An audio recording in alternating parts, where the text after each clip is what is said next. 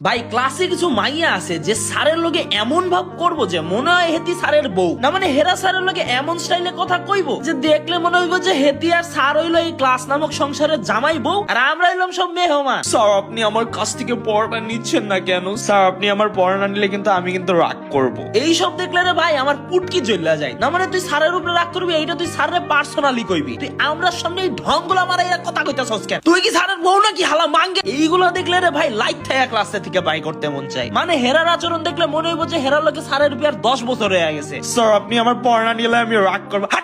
যত সব foul May. But ভাই শান্তি তো পাইছিলাম যেদিন স্যারের কোচিং এ স্যারের আসল বউ সামনে ওই মায়েরা স্যারের লগে যখন বউমার আচরণ করছিল, আমরা তো ভাই সবাই ম্যাডামের চেহারা দেখেই বুঝে গেছি যে আজকে স্যারের খবর আছে। স্যারের বউয়ে স্যারে এমনটাই দিছে যে ওই ছাগল যখন নেক্সট টাইম স্যারের বউ সাজতে গেছে তখন স্যারের আজ্ঞা মাজ্ঞা পুরা ক্লাস হেরে দাঁড় করাইয়া রাখছিল। এইটা দেখা মনে যে শান্তিটা পাইছিলাম রে ভাই, ওইটার কোনো তুলনাই হয় না। তোমাদের ক্লাসও যদি এইরকম স্যারের আনঅফিসিয়াল বউ থাকা থাকে তাইলে রে ভাই আমারে কমেন্টে জানাও, আর এরকম ভিডিওর জন্য ফলো মারো।